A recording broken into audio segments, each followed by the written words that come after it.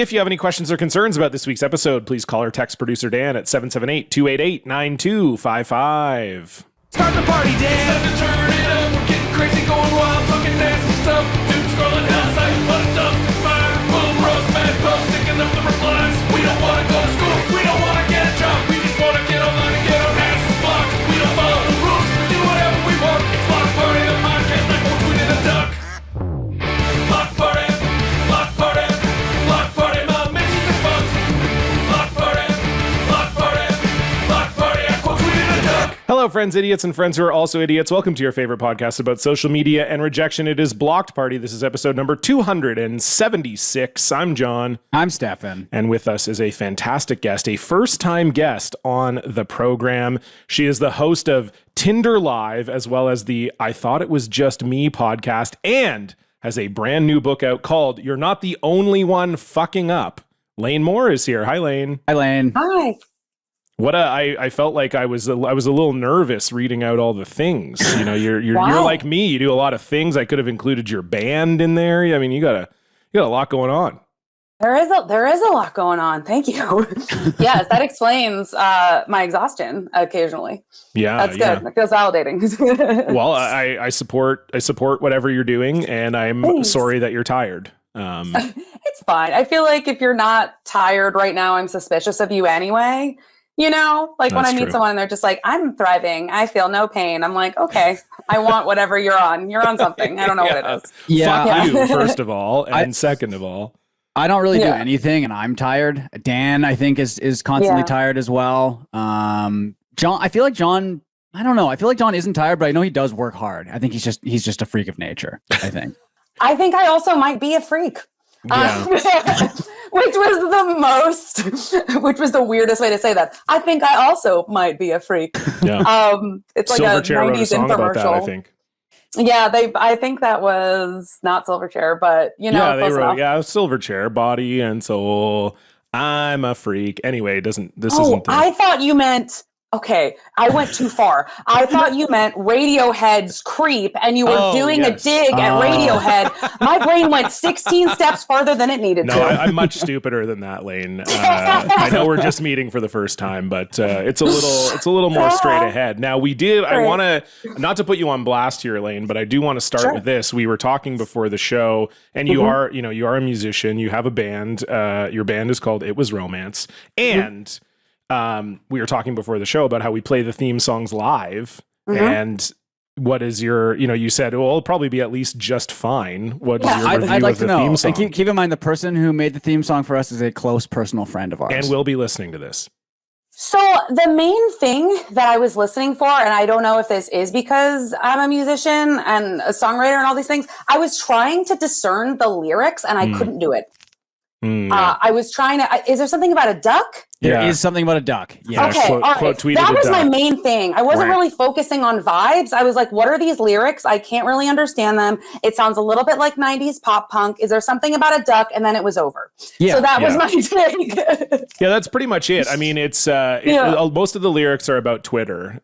So instead of saying like, we should probably update the lyrics lyrics at this point, I think, right? Yeah, because we do have a lyric video on our Instagram. So if you're confused, Block Party Pod, it's there. But it was because we change our theme song every 100 episodes. So the previous theme song, one of the lyrics was, I quote tweeted a dunk, like on Twitter, like when you dunk on someone and you quote tweet it, you're like, hey, look at this. And people kept mishearing it as quote tweeted a duck. And so that's the sort of callback to I quote tweeted a duck. And then we get the duck noise. Yeah. Nice. So, yeah. But that's all. I mean, it's just your regular song about Twitter. It's not a big deal. Your regular song about Twitter, like there's 20 of them. You know the songs about Twitter. I feel like that's one of the only things I've never written about. I've never written a song that goes hard on Twitter. I guess I could. I think we do need to probably update the song though, because John, you still post on there for whatever reason, but I think we're changing it in 24 episodes. I guess that's true. That's episode a good point. 300. We change it. So. Something to keep in mind. Certainly, I will say it's also nice to be back doing a regular episode because last month we were doing Freaky February, where we were doing episodes of our friends' podcasts for the entire month. So it's been over a month since we did just a normal, regular block party, and I'm very excited for it, John. It is weird to be back. We've never taken a break. We've done 276 straight Mondays. We have never taken a break from doing this show. I missed one episode because I was on my honeymoon. And you missed one episode because I was away for like family stuff. Yeah, you weren't even doing. You were just like, I don't feel like doing it this week. Yeah. But yes, so we've never taken like really a break from doing the show. So what you're saying is I've never taken a break from doing the show.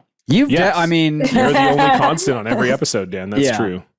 Yeah. I took a really big break from doing this show. You did, yeah. That must feel great.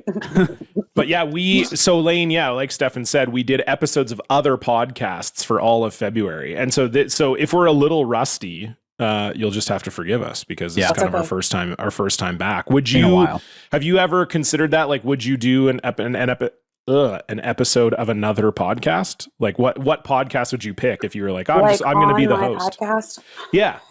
God, I honestly don't know. Did you have a hard time picking what podcast you were going to do? We just have like 4 friends who do podcasts, so we just kind of did their podcast. I think that's what I would do. I think I would just be like, all right, who are my friends doing podcasts, and I'll do that. Like I'm although some of them would be very funny to do. Like I'm friends with Danny Tamborelli and Mike Morona from Pete and Pete, and like it'd be very funny to riff with somebody I did not have a childhood with. Right. That'd be kind of fun. Yeah. Remember when we were 4 and we were the hottest kids in America? I couldn't do that. Is that what most of the riffs are on that podcast? I know, but they have such a shared history. It'd be really funny. Remember when we were hot kids? We were the hottest kids. We were so hot. Do you remember? And it's just like either Pete being like, we don't talk like that. I'm like, well, I'm Filligan. You have to deal with it. Remember that Bop It commercial we did? We were on top of the world. We got paid $3,000, which was a lot then. Yeah. I do think we did a pretty good job overall, though, John. People seem to like it. People thought it was a kind of a nice change of pace, and I mean, it was hard not to take some of that a little bit personally. Where people are just like, kind of when you guys did the other podcasts, that was really sort of good. Like maybe you should keep doing that. Yeah. But I mean, maybe they have a point. So something to keep in mind. Maybe we'll do a total rebrand. Come as episode someone else. 300. Yeah, we'll give it a try. Why not? I do feel like it's become less and less about social media a little bit as we've gone on because. We don't post as much anymore in general. Obviously all the Twitter stuff and just like, I guess we're just getting older, John. I guess this is growing up. Yeah. I mean, I'm going to be 40 soon-ish. Like I've got like about a year and a half left before I'm in the grave. So it's going to be, you're right. It is going to be difficult to, to kind of keep up with the internet in that moment. Certainly. Yeah. I think Blue Sky being opened up to the public has helped a little bit in terms of there's some crazy posts on there, it's getting there ever so slowly. But yeah, I think also like, not doing the episode for a normal episode for a month. It's like, oh yeah, I have to do this. I have to come up with this. I guess it's just one thing I have to do, but I did remember to do it, John. I just want to let you know. I did remember to do the one thing I had to do for this episode. I respect you for that. Yeah. Maybe we just gotta get in TikTok. Do you TikTok, Lane? Are you a TikTok person? I do. I am on TikTok. But TikTok's gotten so weird.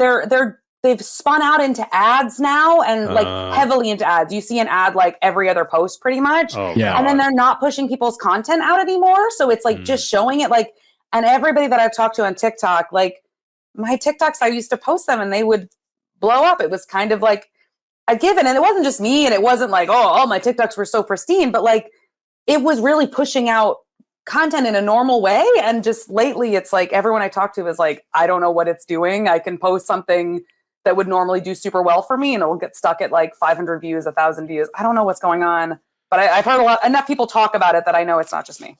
That feels like every social media site, right? right? It's just like it's good for like right a year, and then they're like, "Oh, we're gonna wreck everything you like about it." Yeah. So honestly, that's the biggest feeling I have about social media right now, as somebody who's like, been on a long time now, and I'm just like, this sucks. I remember like what social media, what we were promised, what it was supposed to be, what we were told it was, how it functioned for a long time, and then it became this horrible thing that was like, the only things that we're going to push out there are people who steal your tweets and post them without credit for profit that you'll never see. And it's like, how did we stray so far from God's light? This is not what this was meant to be at all.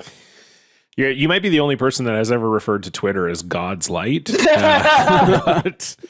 yeah, it's definitely not. But still, like, how did we go from something that was like, it was fun once? It was briefly fun. I feel like the last year online was fun, was like 2015 maybe. Yeah. So it has been like almost 10 years at this point, I guess. We're still chasing that high. It's like, I think that's what it is. It was like, 2015, 2016, 2017. I feel like 2015 to 2018, maybe even before then, it was rad. And then like the pandemic, I don't even know. And then after that, everything feels the same now. Everything is broken in really bad and annoying ways. I've got a Twitch stream and we post clips on YouTube, and we've been told the way to like get more views on stuff is to not push the videos out to your subscribers. There's like a box you uncheck. It's like totally counterintuitive, and it just seems like everything is broken in that sort of way. And it makes it's all like sense. Everything needs its own little niche thing. And like, do they not know that this is like free work? It's so strange to me that I'm like, why would you not push out my content? I'm making stuff for you for free for these these apps and stuff to like make money off of. Why are you now not even like, you're not showing me my friends' posts? It's just, I don't know who's winning here. I don't think it's them either. Like, I don't think they're winning either. It's very strange. We had a really simple model. They were the winners. We were the sometimes winners. And then they just had to mess even that up. It's very stupid. I think all those private equity freaks, I get what you're saying. Like, I think they've technically won, but it's like, and I guess I don't know how they're making cost. Well, yeah, exactly. Like, it's just like, and it doesn't matter to them because they're rich as fuck and like, they don't care what anyone thinks about them. But it's like, they're like some of the most hated people in the world. They've never created anything worthwhile. I mean, my social media update today is like along those lines, kind of. And like every website I ever wrote for is gone now. It's just like, and it's like they're gone because the website was just like run into the ground by like total morons.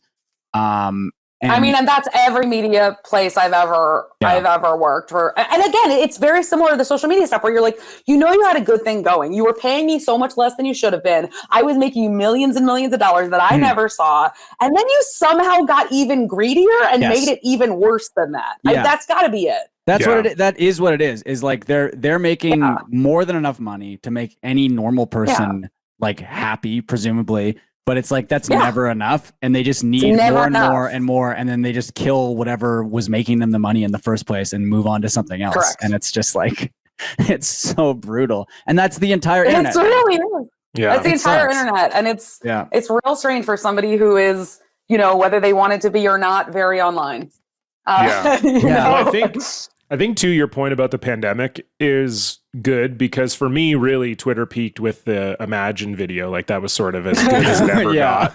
And now we're living in the shadow. We're living in the shadow of the Imagine video. Really, is to me the last good day, John, was the day Trump got COVID. For sure, and everyone was like, "Okay, all right, hope he dies. Let's see what happens." Well, yeah, I mean, yeah. Exactly. And I feel like that guy is dead now. The next good day online will be when that does happen. Oh, it's gonna be good. It's gonna be really, really incredible. But I think that to me, that was the last like actual good day. And it's just like so few and far between now, right? Especially on Twitter. Oh God.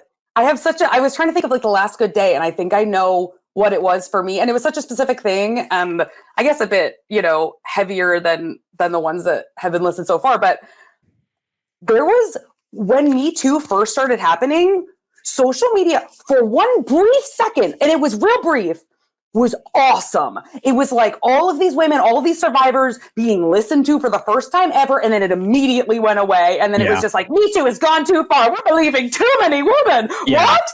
We hate it. But that to me, I think was such a snapshot that I remember being like, we can talk about this shit. People will actually care. They will actually listen. They will not, you won't have 15 comments deep. Pussy in bio didn't exist yet, you know? It was a good time. It was a good time. Well, I feel like speaking of pussy in bio, that's kind of, talking about the internet sort of collapsing. Really, porno is still the only thing that it's still good.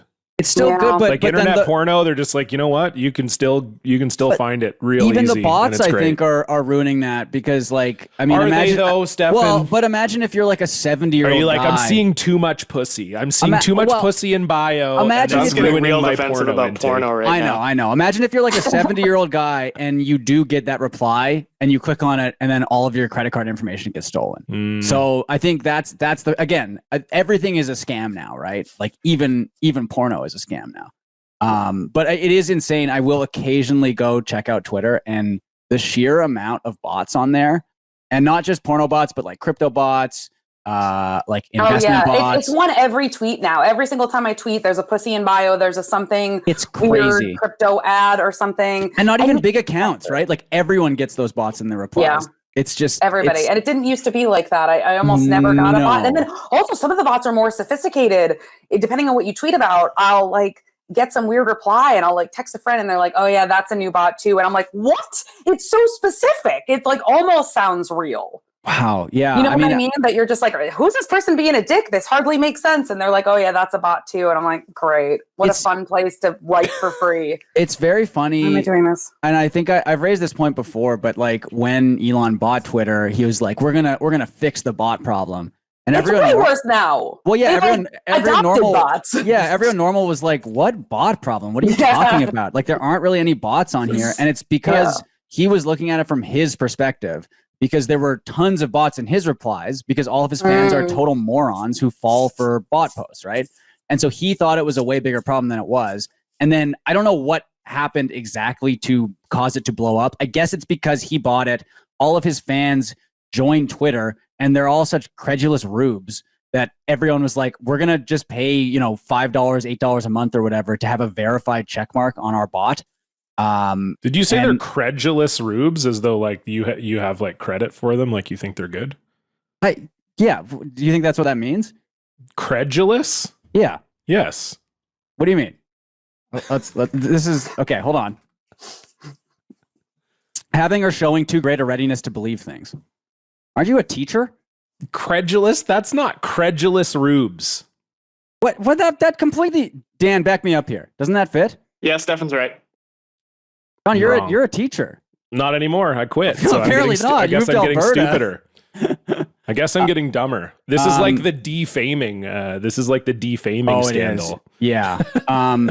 But yeah, I think I don't know, Lane. Do you get like a ton of bot replies when you post, or is it just kind of the regular amount? No, I feel like it's just like one or two per thing. I tried blocking them, but then it's like, I don't know, it's not worth it at all. Yeah. But I do kind of like blocking Twitter ads, and it can be anybody who advertises on Twitter. I will just immediately block them. I get some kind of thrill from it, just knowing like, no, this didn't work. It wasn't worth it. Goodbye. Yeah. Well, that's fun too, because you get weirder ads the more you block, right? Maybe they all seem weird to me. It's not like you're blocking Chase Bank. Now they are. It used to be if you blocked blocked a bunch, you would just get like some guy with 7 followers promoting his tweet about how he ate a McDonald's French fry off the floor or whatever. And he'd be like, and now that's cool. every promoted tweet. Yeah. So it doesn't really work as well anymore, but that's how it used to work. It's so funny how that entire website was just like killed in like less than a year. And we kind of joked about it. We're like, like how bad is it going to be? Like how everybody joked about it because it was like, oh, this is going to kill it. But then you're kind of like, you can't kill our spirits. And it's like, oh, you definitely can. Oh, they absolutely can. Very easily did. As soon as he did the thing where he was holding the sink in the Twitter office and he was like, let that sink in. I was like, oh, I want to kill myself now. This fucking sucks. This is awful. I mean, that was kind of my cool. That was sort of when I thought it got good again. Yeah, that was funny. Yeah, it was. I mean, because that's a good bit. Fair enough. That's a really good bit. You're just kind of saying, hey, we call this a sink. I didn't want to do this for my social media update, but can I show the computer that I got on video here? Oh yeah, we talked about this. We talked about on this the a while last ago. Blocked Party episode that we did before we did Freaky February. Let me go grab this. John, do you want to explain to Lane? Oh maybe? boy. So how do you explain something that you have no respect for? Well, Lane. I just explained Twitter. It's fine. True. You can do it. Stefan has a Twitch stream called the Go Off Kings, and a gaming laptop company wanted to give Stefan a free laptop for some reason. I still don't know why. And so what Stefan did, being the credulous rube that he is, nicely done. Thank you.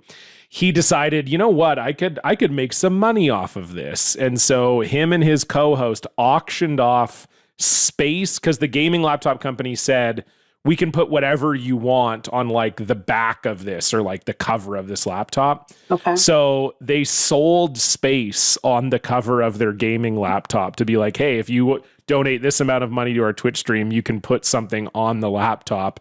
And so it ended up in this collage of horrors. It's so bad. So yeah, anyway, Stefan, you have the laptop now. I have the laptop now. I'm holding it right now. We did not think this would happen. Come on. No. Maybe you didn't think this would happen. No. I mean, we didn't think they would actually go. Oh, we didn't think I was like, you thought your viewers. No, we knew it was going to to be a total shit show. We knew it was going to look awful. Yeah. So this is a laptop that, like, I legitimately don't think I can use this in public because you definitely can't. It looks so horrendous. I'm gonna hold this up now. If you're watching this, here you go. Yeah, you can watch our episodes on YouTube, by the way. Yeah. Oh God. Yeah. It's like really something out of like early internet. Yeah. Yeah, really, it does really almost public. look like something like Maddox would post. Or, it's really bad. Yeah. And it did cut. They cut off this side here. There's supposed to be more stuff on this side. There was that picture of George Bush where he's like, "Miss me yet?" There was a sticker that said Italian, like I'm Italian and I'm loud and proud or something. I saw a coexist bumper sticker on it. There's a coexist bumper sticker. It was probably the least heinous thing on it. I think it is. Yeah. I mean, I like the I drink wine and I know things. I was so mad when someone paid for that. There's the flying really spaghetti good. monster. There's my cat wearing one of my hats, which I do kind of like that. Let's see. You got Lin-Manuel on there too. Lin-Manuel's on there biting his lip. Oh yeah, you got the GIF of the kid doing the Derek Jeter doing the respect thing. We have Salt Bay there. Salt Bay, and he's cool. Two separate Wall Street Bet Reddit logos, which fucking are so bad.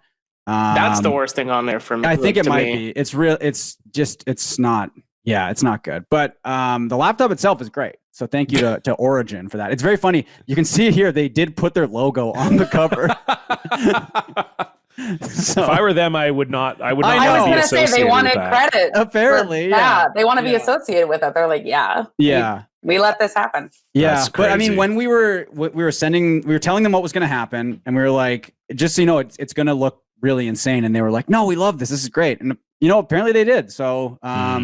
Thank you, Origin. Well, there's the update. The one nice thing about that, though, is like at least it is a company that's understanding what you do. Yes. Because it does feel like a lot of times when you have this, like, and Lane, you probably go through this too, where like you have this clear online niche and then someone wants to work with you and then they're like, yeah, we're not interested in what you do and how you've gotten successful. We have an idea of what success is and we would like you to do that instead. Yeah. Right. Or they'll be like, why don't you bring your like lean moreness to this thing that you would never say or do? And you're like, what? Say that again. I don't. Yeah. Or the classic thing of just like, oh, just make the post go viral. Just do like a viral post, Yes.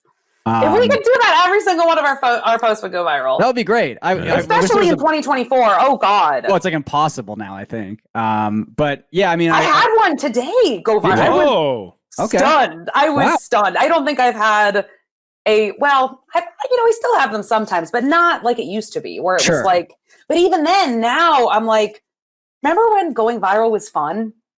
Yes. It's not now. It's not anymore. It's not now. I don't like it. Now when I go viral, I'm like, oh no, I don't want to do this. It's like, it used to be a kind of a thrill. Like, cool, my work will be shared and I'll get some more followers. And now it's like, people are going to steal this. They're going to post it on Instagram without credit. People are going to be like, hey, isn't this your tweet lane? And I'm going to have to like go into their DMs and be like, can you please remove that? This is not fun anymore. There's going to be a bunch of replies from people who are like absolutely don't get it and just want to be a dick. Yeah, and then have the blue check, of course, right? Because right, have the blue check. Yeah. So they're going to get all this, attention from other blue check people who also didn't get it, and none of them follow me. They don't even go here. I'm going to try to block them, but it's like swatting away flies. It's not fun anymore. It's not. I mean, I think I've tried to get nicer online in general, and maybe that's just why I'm posting less, I guess. But I think you're lame now, dude. You're washed, man. I know. I think I am. But the internet, I think, just has kind of gotten like meaner the past few years. Well, that's part of it too. It felt like when you used to go viral, it was like, oh my god, everybody loves me. Yeah, like and now you're just like, wait. All these replies are like, you're so funny. This is amazing, whatever. And now it's like, yeah, it's not worth it because even if you go viral, it's like half the people like it, and the other half are just like either quote retweeting you to like disagree with you or spite you, and all the top replies are blue checks. So it's all the worst people at the top of the replies. Like it just stinks. No, it's truly no. It's just not fun anymore. And I really I do feel like that makes me want to post less because I'm like, well, why am I posting? Because look, best case scenario, it goes viral, but that's actually now the worst case scenario. So what's happening if I don't even want something to like blow up? I can't remember what tweet it was, but I did have a tweet one time, I think not long ago, that blew up like really big. Not one mean thing was said. It was like watching the birth of an angel or something, just like otherworldly. Like I didn't know this was real. Okay. Wow. Like I kind of scanned. I was like, this can't be. This doesn't happen now. Even the quote tweets, no one was a dick. I was like, this can't happen again. I'm sure this won't. This is just a freak incident. Yeah. Yeah. So a rare oasis in the Twitter desert. I'm like, really? Nobody thought of something horribly awful they could twist this into to just ruin my day. I don't know if everybody's asleep. Like the mean people are taking a break. I don't. This blue check stuff has really just made it such because like those were the replies from like stupid people who don't get things or are rude or don't get it and are rude. And they would show up at the bottom of the replies, or they'd be like, oh, click here to see the bad posts. They'd be hidden by that. And now they're all at the top. So you have to scroll down to see any decent replies. Exactly. Yeah. That like, and it's kind of dumb and it's like, whatever, who cares? But it's so interesting because you used to see a reply from a blue check and you're like, oh, like a notable person or whatever, or something like that. And now the brain shift of like, oh, it's a blue check, ignore it. Like is so wild to me. Because I remember when it was like, oh, is this a famous person? Who is this? And now I'm just like, no. It's probably the worst person you've ever read. It's legitimately impressive to take like an icon or like a brand that is like most people are familiar with, and most people are like, oh, I know what that means. That's like a notable person. And to completely turn it on its head. To now you see it and you're like, oh, that's like a complete. It's literally a troll. Yeah, it's like literally a troll with like 30 followers. Yeah, who now is creating this underworld. I don't know. It's legitimately, I think, impressive to rebrand something in that short of a period of time. All of a sudden, the NBA All-Star Game is the 20 worst players in the NBA. Yeah. I remember when being an All-Star used to mean something. But has the same name. It's like All-Stars of being bad, but it's not in the name. So you just have to like do a shift in your brain. So strange. And I remember the day my check went away. And I didn't mean to rhyme with that and sound like, oh, this is the song I'm writing about Twitter. Oh, there you go. Yes. I remember the day my check went away. Wow. Amazing. There's definitely people on Twitter who have done some kind of parody. For sure. I mean, we were looking up parody songs last week for an episode we did. That was rough. And we were looking up parodies of Sweet Caroline. And they were, I would say, all of them were exclusively about COVID-19. So everyone, there are a lot of COVID-19 parody songs. But that doesn't even really work unless it was COVID-9, sweet COVID-9. Sweet COVID-19 doesn't work. Sweet quarantine. Yeah. But like, no. Because it's like on ends in the same three letters. No, it's like, but. That's not a comparable rhyme. I mean, none of them worked at all. They I mean, all didn't Stefan, work. we also I manipulated don't like a word to fit. a bad, if it doesn't fit, I'm like, you failed. Start again. Yeah. Well, it makes me so mad. Yeah, we failed, I guess, then. But I think like with the parody song did you thing, do one or Yeah, no? that was we had one to of do one our- for the episode, but it wasn't a COVID one. We had to write a parody okay. song because that's one of our friends does a podcast where you have to come on and you have to write a song in 30 minutes. Yeah, the Okay. person But who he did actually our plays, opening like- theme song. Yeah, Howell Dottie. And it's fun, but it involves like he plays all the instruments and whatever, and like you write the Nice. song and then he goes and records it before the episode comes out. And then we obviously were not good enough at music, so we did a parody song of Sweet Caroline about having to shit really bad. And so we call, instead of Sweet Porcelain, we said Sweet Porcelain. No, but see, that succeeds. Oh, okay, Because we changed the To pronunciation. me, it succeeds because you change the pronunciation. Okay, I'm talking about like when the word doesn't rhyme, doesn't fit the cadence. I'm like, no, you failed. I would much rather somebody do Sweet Porcelain than be like Sweet Porcelain. It's the same last 3 letters. I'm like, Sweet Porcelain was right there. Yeah. Yeah. You I think got that's it. what Thank happened with the quarantine ones is no one sang Sweet Quarantine, which like Right, you could. It's a little could've. cheap, but who It cares? sounds It's better than better. that. yeah. Yeah, it was I don't know what, I mean, I know we all went crazy in COVID, but I don't know what it was for a particular subset of people who were like, the version of crazy I'm going through is I'm making parody songs in my home and I'm shooting videos for them. And it's a combination of being stuck at home, and then there definitely were like, you look at like the Holderness family or like the other people who make like popular parody songs, like those would go semi-viral. And then you have people stuck at home who would be like, oh, I can do my own version of this easily. And they can't. I mean, the Holderness ones are bad too. And there were just like so many of them. But it was legitimately really surprising looking up the other Sweet Caroline parody songs. And I legitimately think all of them are about COVID-19. they all the ones we saw were, Yeah. That's crazy. Really And none weird. of them did quarantine. Now again, still bad, but better. Well, one of them was like Sweet Corona, I think. Yes. Like, yeah. just It not was even Sweet Corona. awful. It sounds so bad. It sounds No. Yeah. And And that also- has like 4 million views. Oh. There's also, you don't have to be so on the nose. One time when I was bored, I wrote a parody of Uptown Girl called Uptown Squirrel. And it was about a squirrel Sure.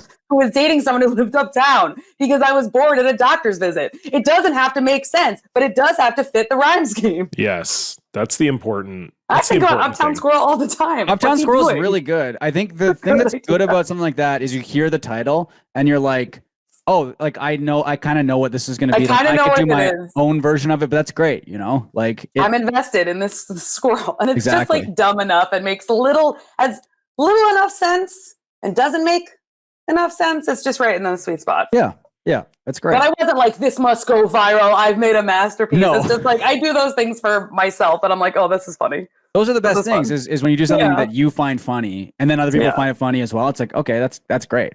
And what I ended up doing, instead of being like, I'm gonna put this on Spotify, which I guess I could have or whatever, but I didn't write the whole thing. But I like tweeted about it, and that tweet blew up because it was such a silly, stupid idea. So that's the stuff I like about Twitter, I think, is when you can just be like, I had this really dumb, funny idea, especially when it's like that wholesome and you're like, this is fun. And people are like, it is fun. And you're like, great, I'm going to go on with my day. That's social media at its best. It's like, here's a fun thing. It is fun. And then we all leave. Yeah. I mean, it's better than the alternative, which is making your kids run around your house doing what you tell them to do so that you can have a cool, quote unquote, cool parody video. I feel like people's kids are if you're in so involving the many kids of in them. it, it's It's not a good. it's not good. Yeah. not a good sign. I see those TikToks too that are just like people being horrible parents. And I'm like, Oh my I did God. not join this godforsaken app to like watch abuse. It's so weird. You know what I mean? When you see like parents where you're like, this is going to be talked about in therapy in 20 years. This is really, I don't want to see that this exists. And they think it's like for views. But it's like a child's life. I don't think that's being precious to be really upset by that. Yeah. You know what I mean? Totally not. It's like people used to have kids so that they had people to work on the farm, and now they're having kids so they can work on the pot content farm. Yeah. It's Right, like, yeah. oh God. It's so we should weird. probably have a third kid because that would be 3 looks really good in TikToks, so we should probably do that. Yeah, 3's really hot right now on the metrics or whatever. People are telling us the fact we have 2 is just so 1990s. It's not performing well. Yeah, the sort of nuclear family, the $1 million family thing. It's kind of we're kind of that's very passé. You got to go 3 or 5. Even numbers are out as well. 4 is out, so don't have twins. You know, it's fun too to be able to be an adult and be like, my parents had me for content. That's cool. Yeah. Going to be fine for them, I'm sure. Yeah, it's just totally, they're going to grow up so normally. I can't wait for all of those profiles in like 10 or 20 years from now where it's all these like emotionally stunted children because their parents made them like, we filmed bath time for 2 years. Right, yeah. Like, oh, cool. They had me do some cover of some like filthy song in a funny way at 3. Like, wait, what? And they're like, yeah, it did perform pretty well. I'm like, great, okay. So happy about that. Speaking of bath time, let's move on to our social media updates. What a fucking good segue. Now let's move on. It's time to discuss what popped up in your feed. Who are you following? What did you see? Sports or politics, tweets and skis, hot takes on the TL or fast food freaks. It's our social media update. Lane, we always like to start with the guest. What's going on your social media? I post a lot, especially like lately. You know, I'll post about like mental health stuff, just like struggling with mental health stuff. And something that I've noticed lately is there'll be somebody who like I'll post something about, you know, like a joke, but a serious thing about struggling with mental health or struggling to be able to like, I don't know, put together like a dope outfit every day, which I used to be able to do. And now I'm just like, I'm exhausted. The world is so, you know, a lot.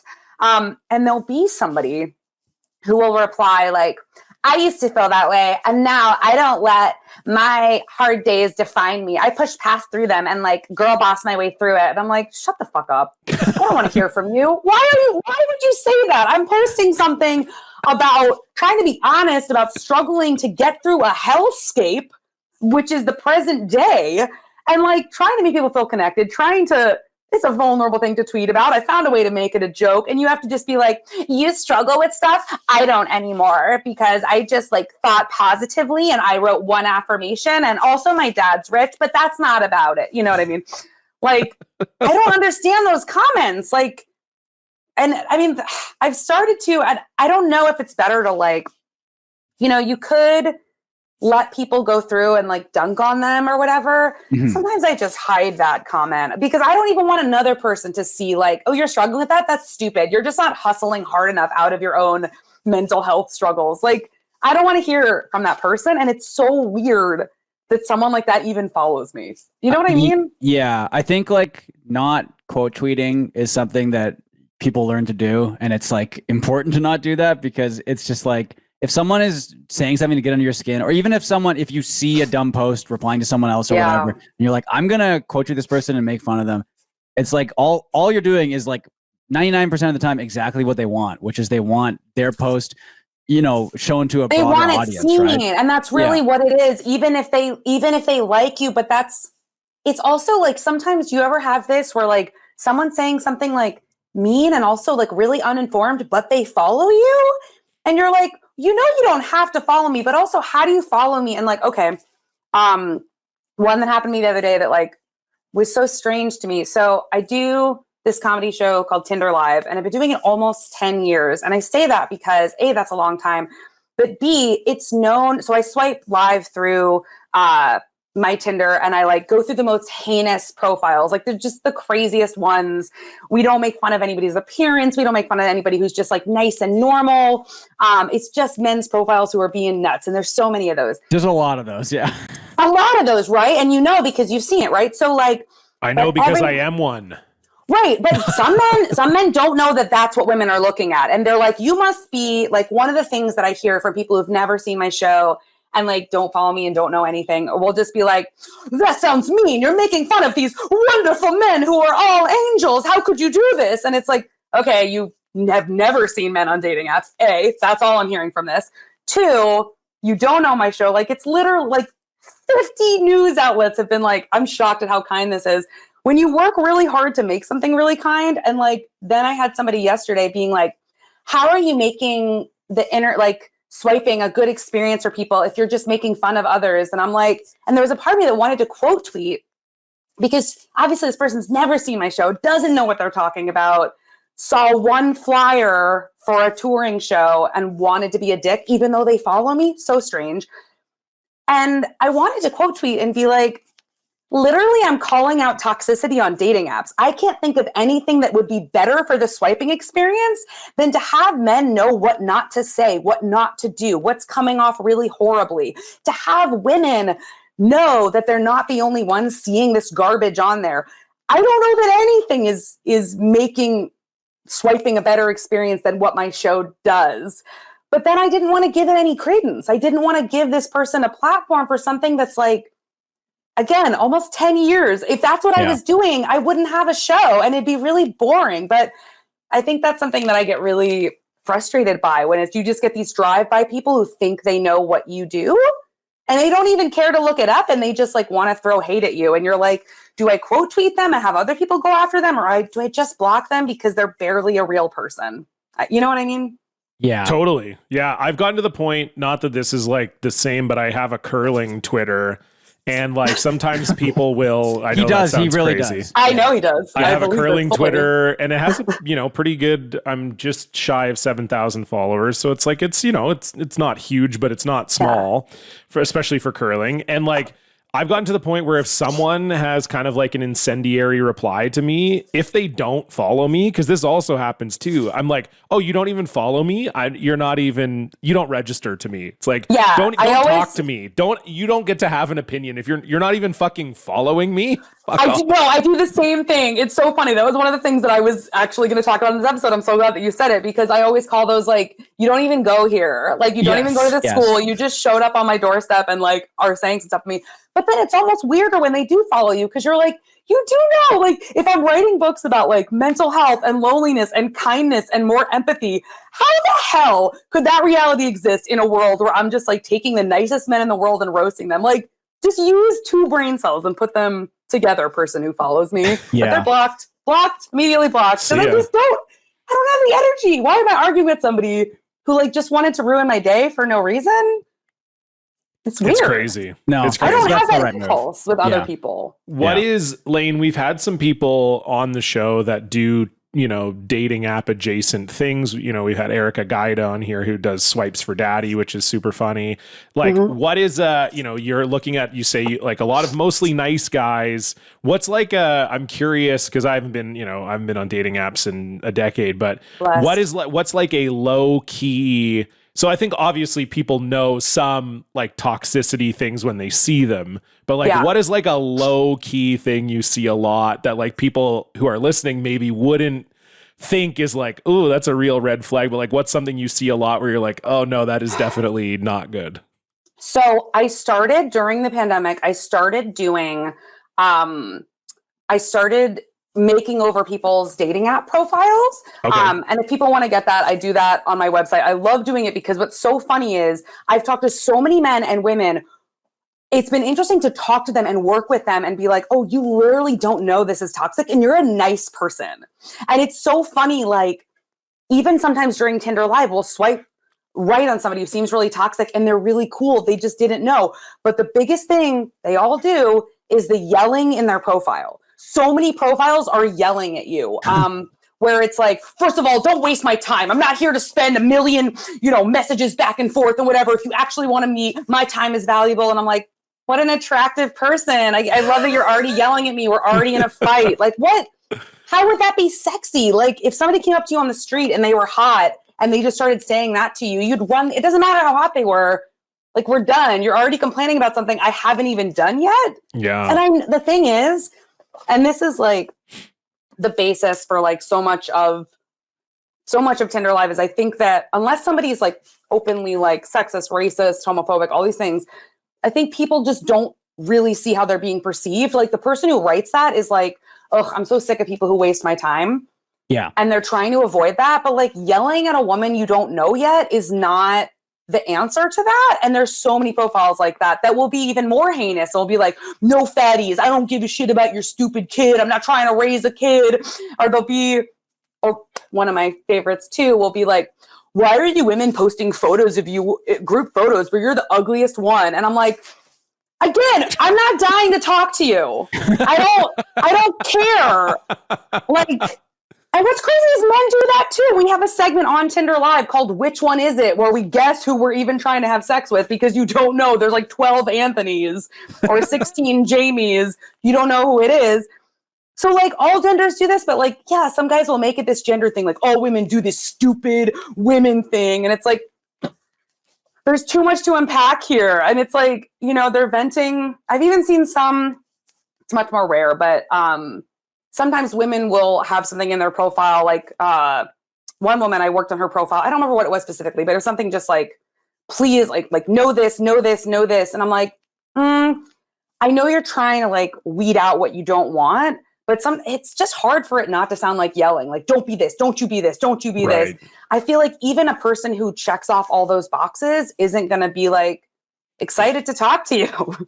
Yeah, you know? Totally. Well, it's funny when you brought that up. One thing I remembered that's kind of adjacent to this and where it's not necessarily yelling, but I always used to find like some people would put in their bios like, yeah, like I'm just like so busy and I like barely check this. And like if I don't get back to you in a week, it's like it's not because I don't like you, it's because I just like barely am on here and I like barely. And it's like, okay, well then I'm not interested. Like it's the same kind of thing. It's like if you met someone in public and they're like, I don't know, I think you're hot, but also like I'm just so busy. I'm so busy right now. I'm never on here. Like that's not making me want you more. Do you think that's what it's doing? Like, oh, wow, he's so busy and he's never on here. I hope I win. Like, no, I'm not going to compete for you because I know nothing about you other than you're a man with a face. Yeah. Like you can't say that stuff when there's no one. And that's the other thing. So many men's profiles will be like, you better be like this. None of this. You better do this. You will not give you a single reason why they're worth it. Not a single, like, here's what I bring to the table. It's just a list of demands from whatever woman this is what you need to be to earn me. But you don't know what I've got. But you have no idea what I've it. got. But you better earn it because you're a woman and I'm a man and I think I have power here. Also, it's interesting. Those guys' profiles are still on Tinder. I wonder why. Hard to know. You're still there? I'm stunned. No one scooped you a pile of demands with no other info. Well, Stefan, I know that your social media update is also sort of along the maybe fraudulent internet. This is lines. a form of catfishing, I think. Yes. Yeah. Dan, maybe you can get the website up there for us. But this was, I'm sure people have seen this by now. If you look at the website itself and the tab, it says... This is incredible. Lane, have you seen this? I haven't seen this. Oh, okay. It looks real enough and fake enough. Yeah. Yes. So basically what happened is in, I think, Glasgow, there's something called the Willy's Chocolate Experience. The tab says Willy chocolate spelled wrong, experience. Indulge in a chocolate fantasy like never before. Capture the enchantment. And then a singular exclamation point down below that for some reason. Tickets to Willy's Chocolate Experience are on sale now. Now, this is all, I would say entirely AI generated from the images. Where are you looking, Stefan? Because Dan doesn't have that up. Did you click on experience? Dan has it up. It is up. Are you fucking blind, John? No, which part were you reading? I didn't see any of this. Indulge in a chocolate fantasy, like at the top there. The header. Gotcha. Yeah. So this is all AI generated for sure, like all the images definitely, all the text definitely. And basically what happened is a bunch of families paid like $45 US to go to this, and it was really not good. I do have a link, Dan, to what it actually looked like. Well, first of all, we can look at some of the AI stuff because what's really interesting to me here is it's like not even well done. So a lot of spelling errors. The Imagination Lab says Imagination Lab, Twilight Tunnel. Paradise, it says Pasadise of Sweet Teats instead of Paradise of Sweet Treats. Yeah, I think at one point it's supposed to say Enriching Entertainment. It says Enshrining Entertainment, Catgagating, Live Performances, Karchi Tons, Exarcerdre. I don't even know what that is. I don't either. Extraordinary. Oh, maybe extraordinary lollipops. Captivating. Yeah, that's captivating. Captivating, I guess. Oh, it's supposed to be tons. It's supposed to be oversized. If you look at the text on the side here, yeah, oversized lollipops, or maybe teats. Oversized somehow got turned into exarcerdre. It got combined with extraordinary props, oversized lollipops into extraordinary lollipops, which is now exarcerdre lollipops. Oh my god! And again, yes, a now I will say, I have been to something like this, not the Willy Wonka thing, but there was like a company in I think they run in more cities than just Vancouver called Hidden, where they would do like a Harry Potter bar or whatever. Yes, I've heard of those. Is it similar in terms of the catfishing?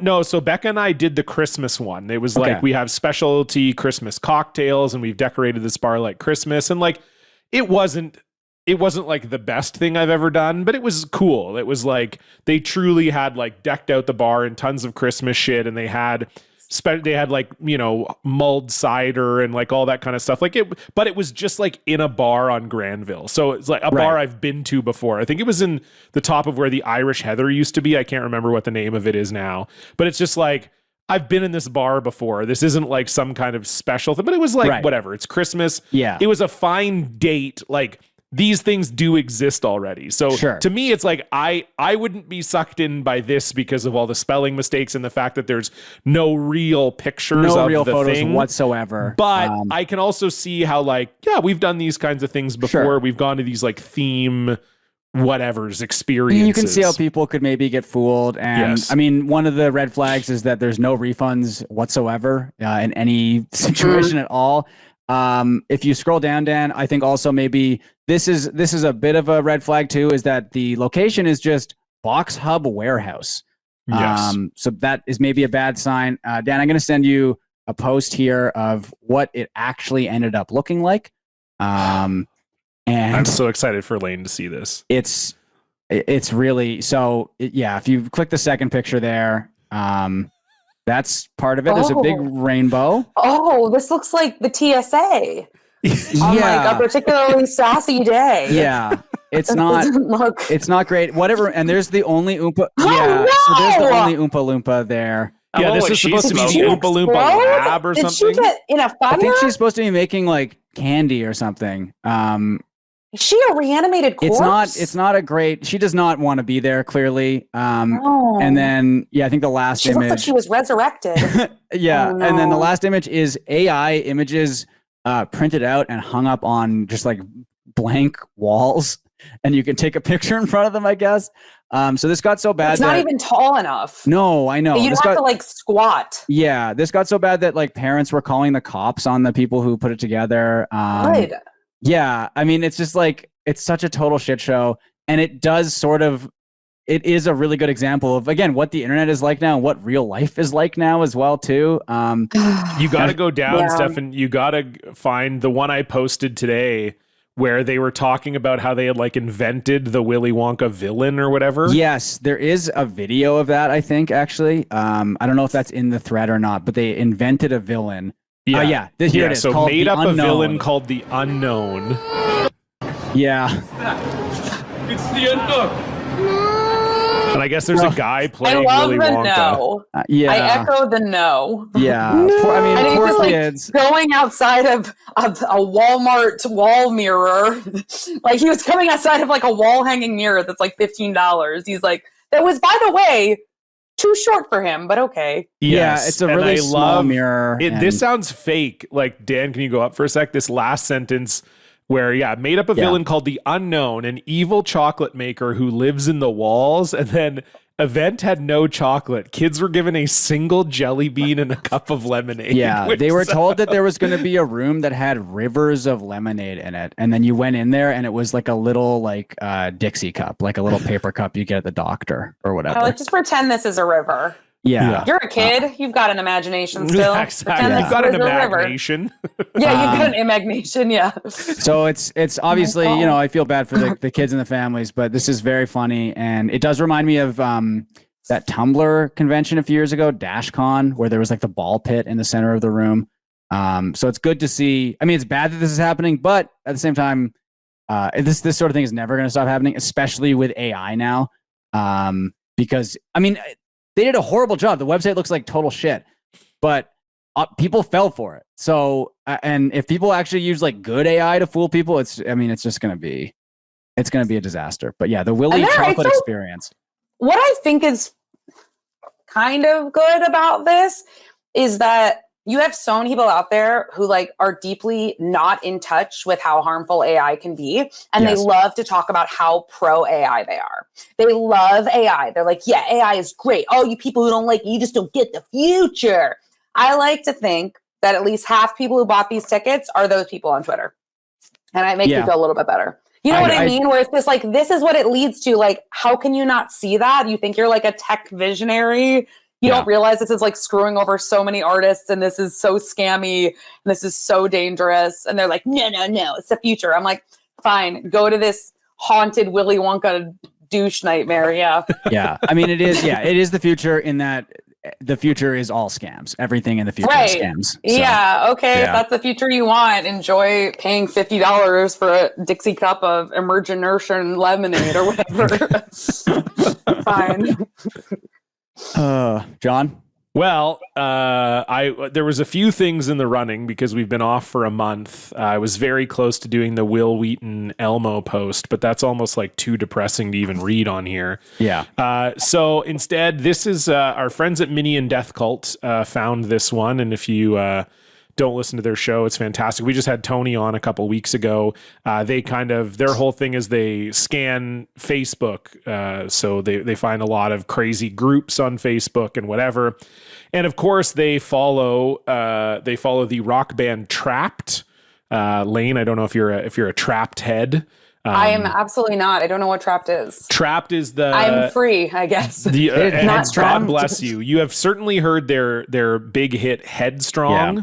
Headstrong, I'll take you on, back up to take on anyone. Anyway. I guess so. Okay, maybe like in a Target or something. Bless you for not knowing at all. They had a couple years ago a very right-wing turn they had a very right-wing turn on social media. They were one of the first bands to join Truth Social and Rampage or whatever the other ones are. And so obviously this is a venue that knows that about Trapped. So we've talked about Trapped on this show before. We found that they're like still touring America, but they're playing like very depressing bars across America. What was the name of the one we found in Wisconsin, Stefan? I was trying to think of it. Oh shit! And because someone really tiny, right? It was like 150 seat venue. It was really ugly, but it was like cool. It was like a Wisconsin staple apparently. Anyway, we found that, and so Trapped has been a character on this show before. Obviously, this venue knows about Trapped, doesn't want them to play here, and then Trapped, as they do, kind of calls them out for like woke. So Trapped is sharing this on Facebook. I ask these cowards to explain their reasons for being the only venue in a year and a half and over 150 shows to boycott Trapped. And of course, like the intolerant people they are, they say nothing. I would expect nothing less from people like this. They are announcing this for attention and have no reason they give for boycotting. So this is the post from the booking manager of this venue. And right away, I love it because it starts with, "Hello, Mr. Trapped." Mr. Trapped. Which is really a great way that you could start this off. "Hello, Mr. Trapped. I am the general manager and one of the talent buyers for the venue in question. I was not the one who booked this specific package. However, I would like to clarify that the tour package was only accepted by our venue under the pretense that Trapped would not be coming to our date." So that's the other thing that Trapped does, is they'll tour with other popular like one-hit wondery butt rock bands from that time period to try to sell a few more tickets.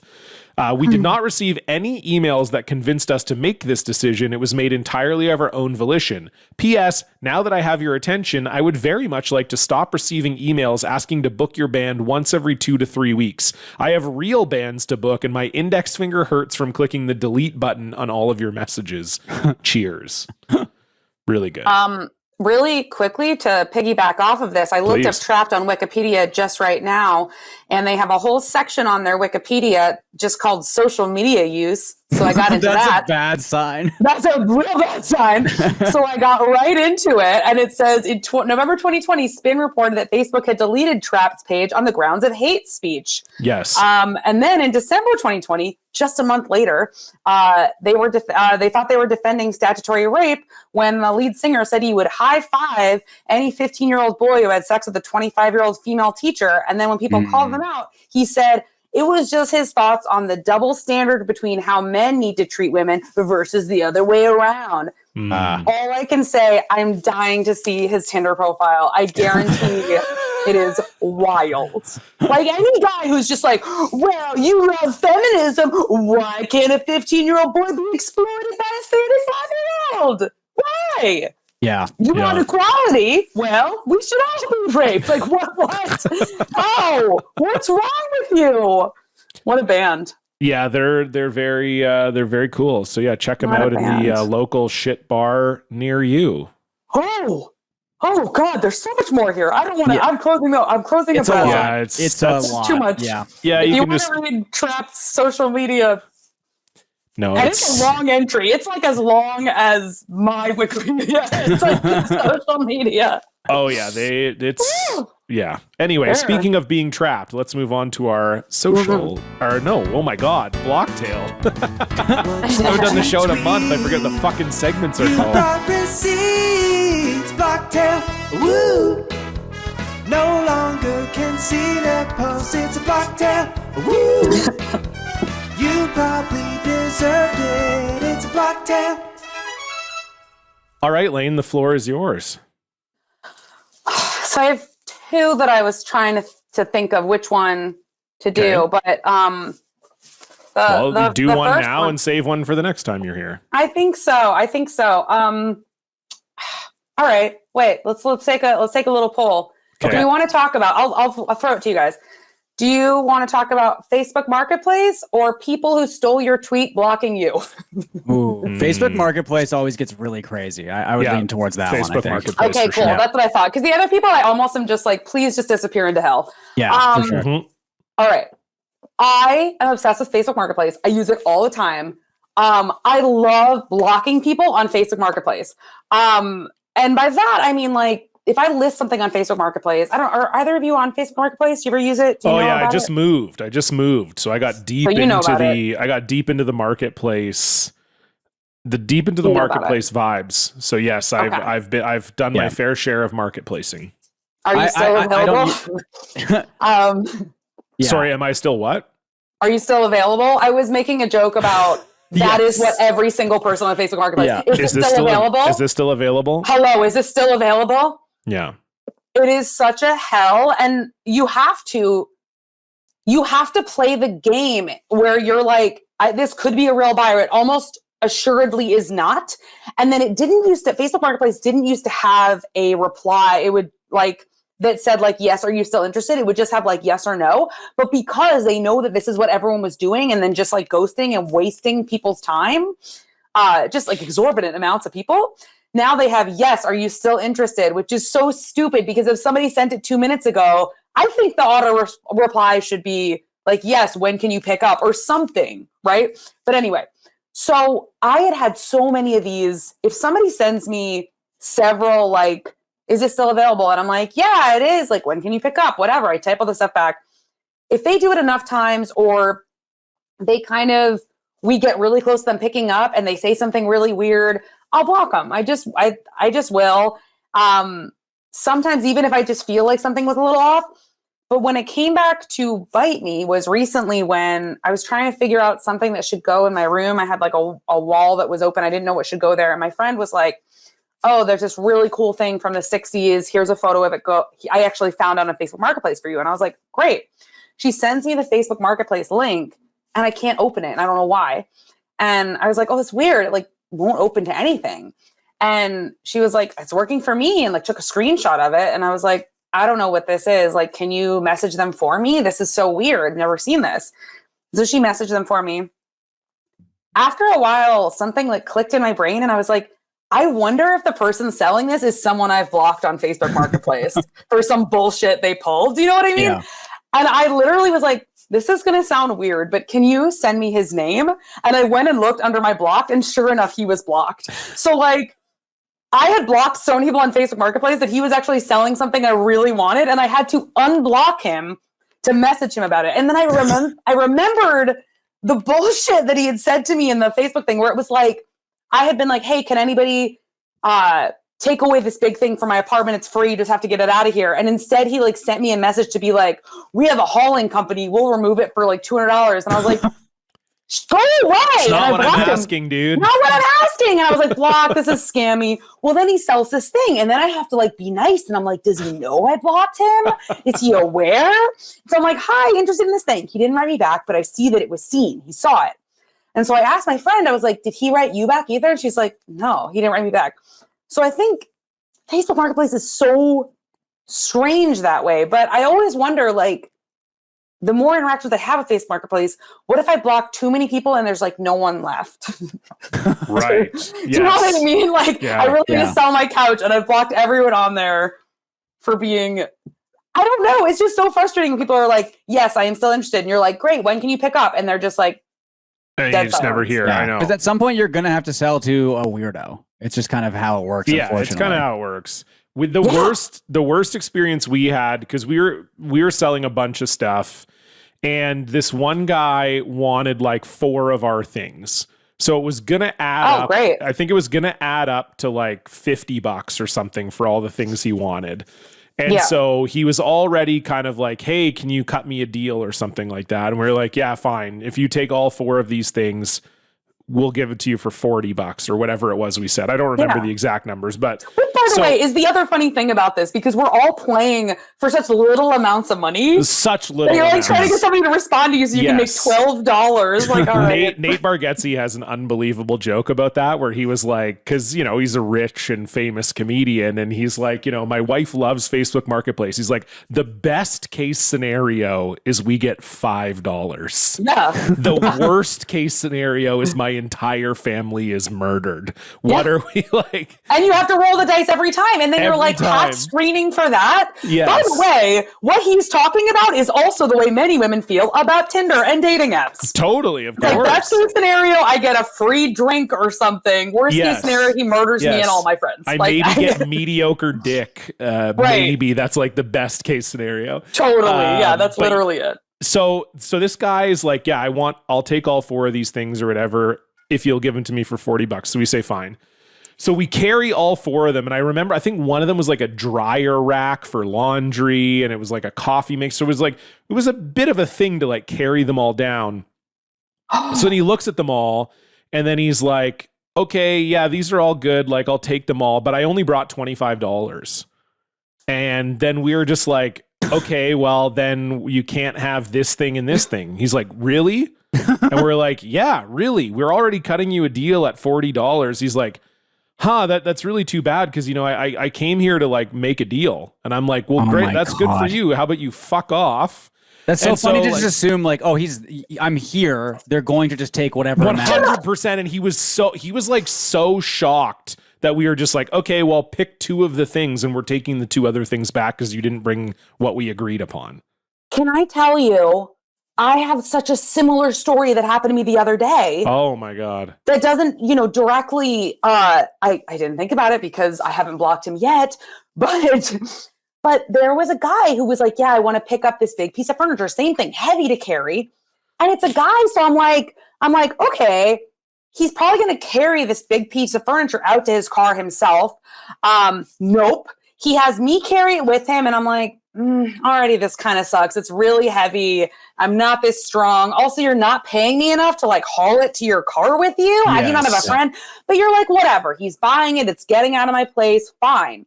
And I'm like, oh, I'm glad, it'll fit into your car. And he goes, while we're in the midst of walking it a long way, we'll see. We get there. We get all the way to this fucking car. It doesn't fit. And he goes, nah. What? And I was like, you didn't measure this? And he's like, nah. And I was like, this is so horrible. And he was like, well, I could probably get a truck and come back in a couple days. And I was like, well, can you at least pay me half the money? Like, I think that's fair. And he was like, no, I'd rather, you sell it to somebody else. And if you can sell it in the meantime, before I can get the truck. And I'm like, what is this?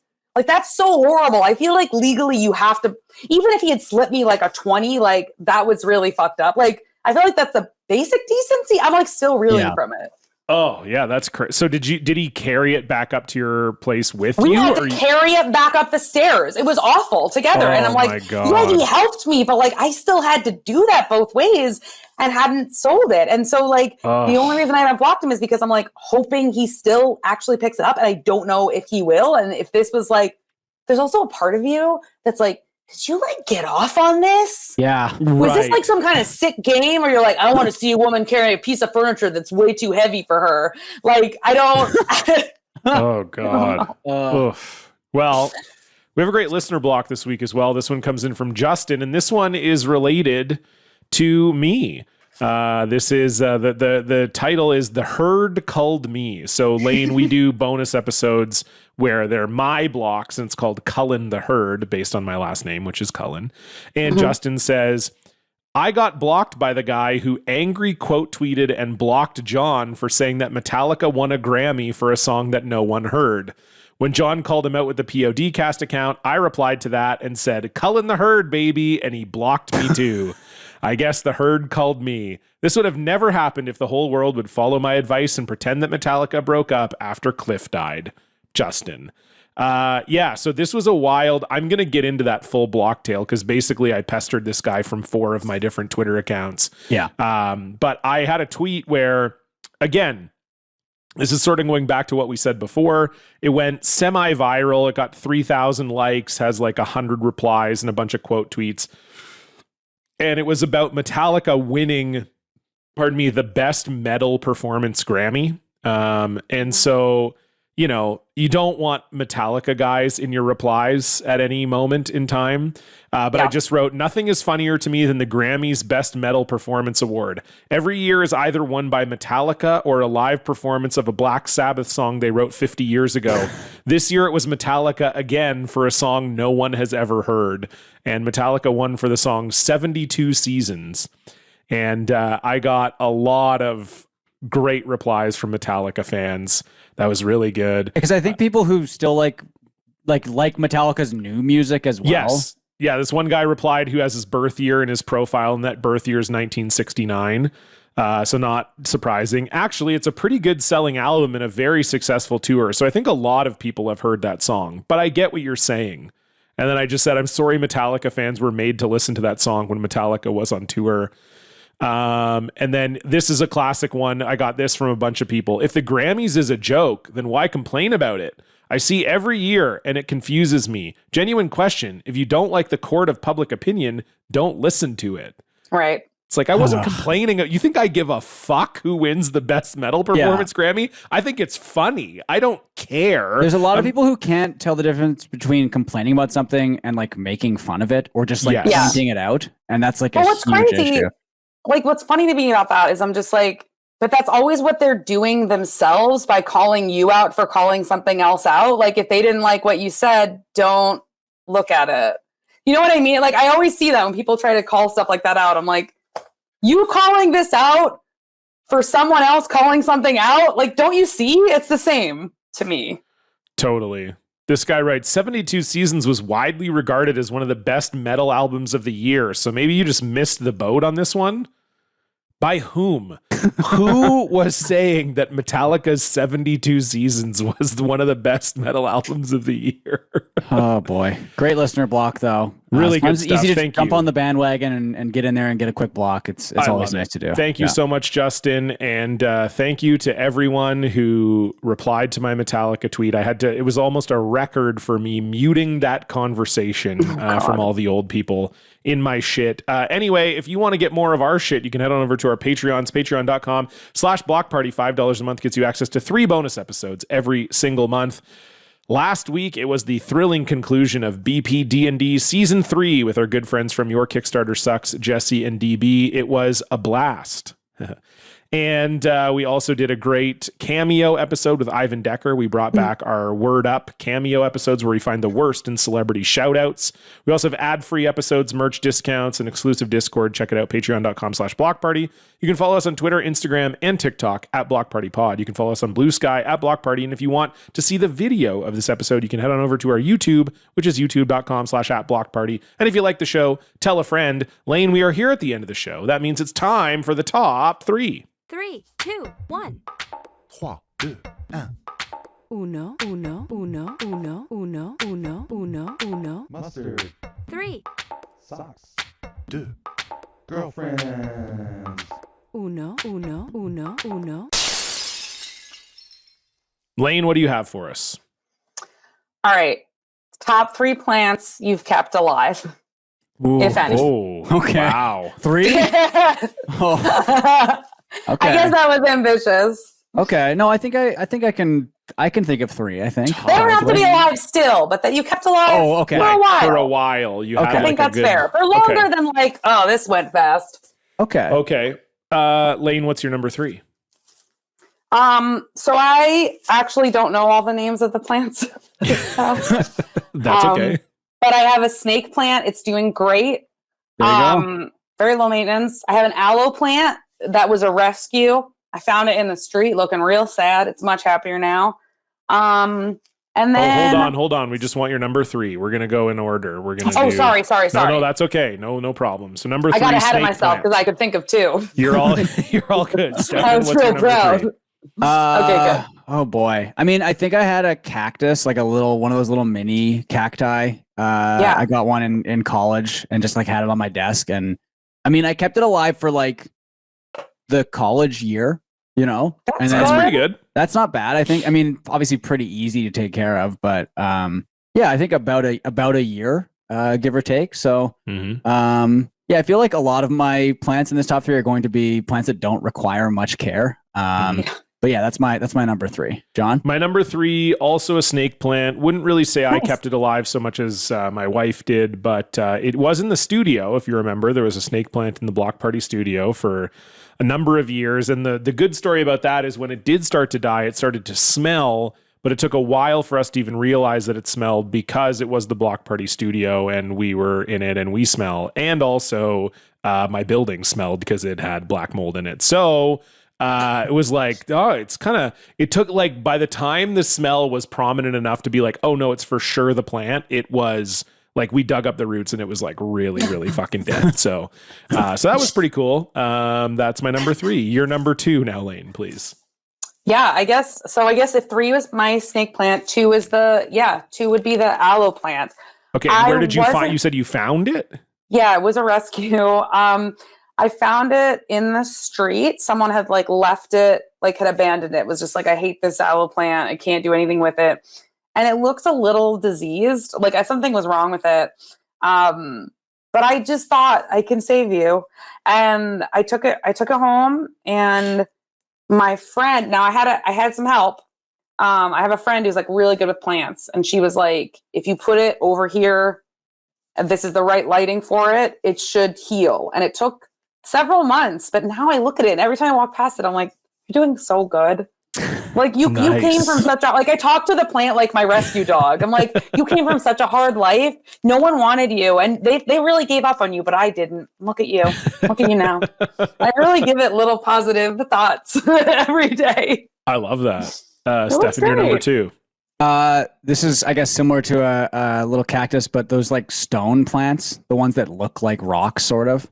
I think I've seen those. Yeah, again, very easy. You water them like, I don't know, once a month, I think. But that was about the same amount. Actually, that may have been even less, but I just liked that plant better. That was probably just a few months. But you know what?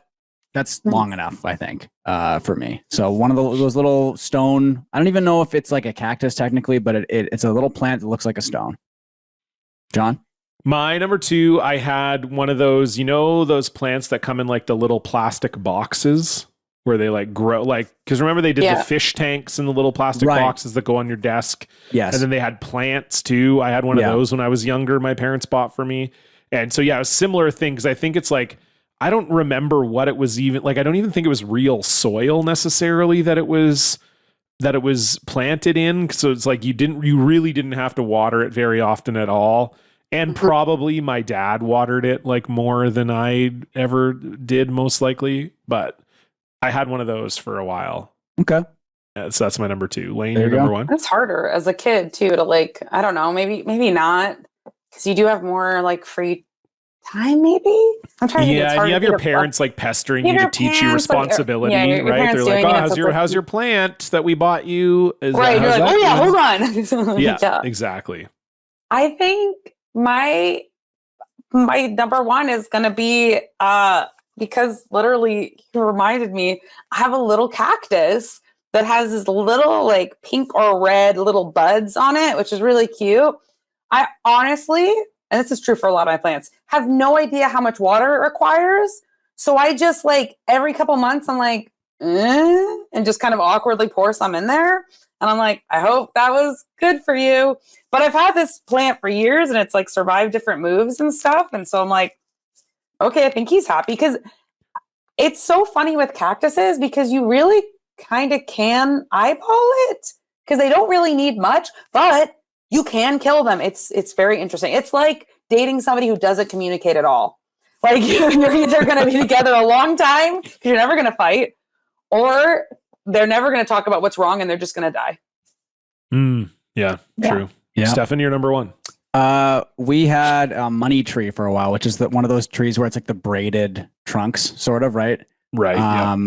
Like kind of like a palm-ish sort of tree. Very, very Palms nice. are hard. Yeah. Yeah. But we had it for like 3 years, I think. That's great. Yeah. And I don't think it survived the move. But you know, I think it lasted pretty long. And that one requires a little bit more care than a cactus or like rock plant. You did have to water it pretty frequently and, you know, give it like, I guess plants like dirt and stuff. But yeah, we managed to keep it alive for, I think, close to 3 years. So I'm pretty proud of that. I'm proud of you, Stefan. Thank you. My number 1 is a chia pet. I wasn't like a big plant. I've never been a big plant guy. But it wasn't a chia pet. It was like an off-brand chia pet where it was like a head, and it grew grass out of it. Okay. So it was almost like the grass was like its spiky hair. So I don't even remember what it was called because it wasn't an official chia product, right? Because chia is almost more like moss-ish kind of, right? Like the chia pets, it's supposed to be more like fur. Yeah. This was fully grass. It had like grass seed in the top of this guy's head.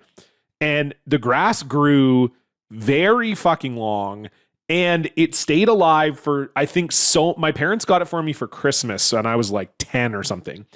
And it stayed alive, I think, for like so much longer than my parents thought as well. It was just like, I just have this head with grass growing out of it. But then, of course, like the grass dies and falls off, but then new grass was like, so it was just, I had it for so long, and it was crazy and like not cool or anything, but I was like young. I was like, oh, look at this cool little grass guy. I haven't a lot. I think that was a big thing too when you're a kid and you're just like, I have some alive stuff in my room. Yeah. Yes. Like, it doesn't matter what it is. It's just like, I got some alive stuff. This is alive. This is alive. It doesn't even have to be cool. Because I think the deal with this, which is maybe similar to the chia pet, is like it was literally like the head was almost like a burlap sack. So you kept it, I think you kept it in like a pie tin or like a bowl. So you would just have to fill up like the bottom, and then it would absorb the water through the bottom, and then the grass would like come out the top. So it's very easy to take care of. And I mean, to its credit, stayed alive for a very long time. Yeah. So shout out to you, Grassy Greg, or whatever like offshoot of chia pet you were called. Lane, thank you so much for being on the show. It was an absolute pleasure to have you. Before we go, anything you would like to plug? Yeah. So I do Tinder Live every single month in New York City. I'm starting to do it at New York Comedy Club for the next couple months in the East Village. I go on tour all over the world, so you can get all those tour dates at lanemore.org. My social media stuff is at Hello Lane Moore, pretty much everywhere. Oh, yeah. And then my first book is called How to Be Alone If You Want to, and Even If You Don't. My second book that came out a couple months ago is called You Will Find Your People, how to make meaningful friendships as an adult. And then, this third book just came out a couple weeks ago. You're not the only one fucking up. And you can listen to my podcast on patreon.com/Lane Moore. We talk all about mental health stuff and feeling like you're the only one who's struggling with certain things. And we do Tinder Live, and I do take advice questions from people, and it's always fun to answer them anonymously so that people don't have to feel weird about talking about their problems on the internet. Nice. There you Now, go. in regards to the podcast, Lane, do you think that some of your mental health challenges are just because you're not girl bossing enough, or? You know what? I don't. I really don't. Hard no. And that's so much of like the work I do and like stuff I write about. It's like, I think so much of what I want is I want people to know that like they're not alone in this. Like, I think so much of this world wants you to feel like all your problems are your own fault, and you're not. It's this really like capitalistic view of like, you're not hustling hard enough. You know, if anybody can pull themselves up by their bootstraps and create an MLM or whatever, you know? And I think that's just is just really against that. That's why it's always so funny when, you know, Janet or whatever her name is pops into my comments and is like, well, I think that my dad was rich, but I worked really hard too. And you're like, okay, I don't. Yeah, sure. This isn't an opinion anyone on my page wants to hear. Thank you. Well, there you go. Follow Lane if you're in New York City or anywhere Tinder Live shows up. Go check it out. I have something to plug as well. Coming out tomorrow is the very first episode of What is a Jeopardy podcast. Myself and Emily Heller are doing the first ever comedy podcast about Jeopardy. It's going to be a weekly show where we're going to recap the previous week's games, all the happenings, and it's going to be a lot of fun. We've done some test episodes. You guys will be on Go Off Kings tonight as well. We will be on Go Off Kings tonight. When this episode Jeopardy. comes out. Yes, when this episode comes out. Playing, it's Monday, March 4th, I believe. Yeah. Playing with Stefan and Jesse. Emily's going to be playing against them. I will be the host of the show. It's going to be a great time. So yes, check that out. And again, you can donate to our Patreon, patreon.com/Block Party. You can follow us just about everywhere at Block Party Pod. And you can watch this episode on YouTube at Blocked Party. We will see you back here next week. Goodbye. Bye.